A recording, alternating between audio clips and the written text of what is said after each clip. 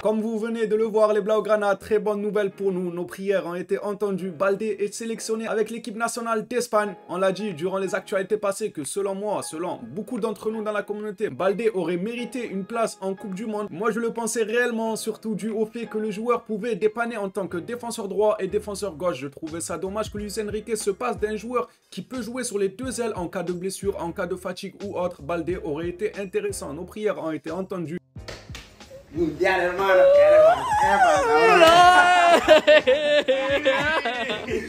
Luis Enrique vient tout juste de convoquer Baldé, comme vous pouvez le voir dans ce communiqué officiel. Alejandro Baldé remplace José Gaya pour disputer la Coupe du Monde avec la Roja. Il est convoqué pour la première fois en équipe nationale, c'est beau, sa première fois en équipe nationale. Ça sera donc pendant une Coupe du Monde, c'est juste énorme. Ça peut que faire monter le joueur en puissance si jamais il arrive à gratter quelques minutes de temps de jeu et qu'il montre ce qu'il vaut. Ça peut réellement lui donner encore plus confiance en lui. Je pense que vous l'avez compris, mais on va le préciser s'il y en a qui ne savent pas pourquoi Alejandro Baldé est convoqué aussi tardivement à la Coupe du Monde, tout simplement car il remplace Gaya. On en a déjà parlé durant les actualités passées. Officiel, Gaya forfait pour la Coupe du Monde. On en parlait justement juste hier dans l'actualité du soir. On disait comme quoi Gaya était touché à l'entraînement, mais que finalement il était de retour. On va voir si jamais il rechute ou pas. On apprend donc ce matin que le joueur a rechuté et Luis Enrique a directement appelé Baldé. Je crois que Luis Enrique avait deux choix, Baldé et l'autre, je ne me rappelle plus de son nom, mais Luis Enrique a choisi Baldé. C'est l'essentiel pour nous les Blaugrana. Après, attention, certes, on est l'équipe qui a le plus de joueurs qui nous représentent en Coupe du Monde, mais est-ce que ça va être bénéfique ou pas? Le temps nous le dira. On sait que nous, on a la poisse les Blaugrana, donc peut-être que après cette Coupe du Monde, on aura beaucoup de blessés, voire même beaucoup de joueurs fatigués. C'est une bonne chose qu'on soit autant représenté au mondial, mais de l'autre côté, à la fin du mondial, on verra comment on récupère nos joueurs. Est-ce qu'ils seront en pleine forme avec un maximum de confiance car ils auront fait un bon mondial, ou au contraire un mauvais mondial, le mental qui prend un coup, la fatigue qui s'accumule, etc.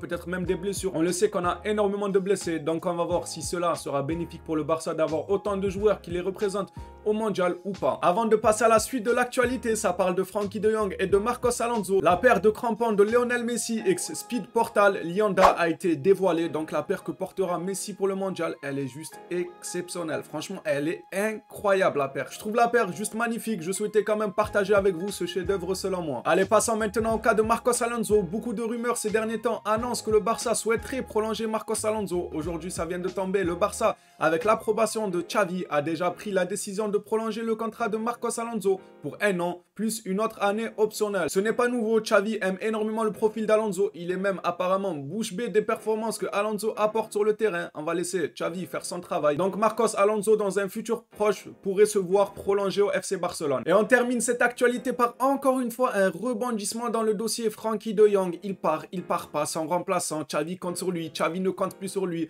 Xavi aime Busquets. Xavi n'aime pas de Jong. Encore une fois un autre rebondissement. Je vous montre pas cette vidéo. Elle a été tournée principalement pour Baldé. Je tenais vraiment à partager avec vous l'officialisation de la sélection de Baldé parce que moi je l'ai défendu les gars quand il n'était pas sélectionné. Et après j'ai vu quelques informations. Je me suis dit tiens on va les intégrer comme ça fait une mini actualité suivie de l'information sur Baldé.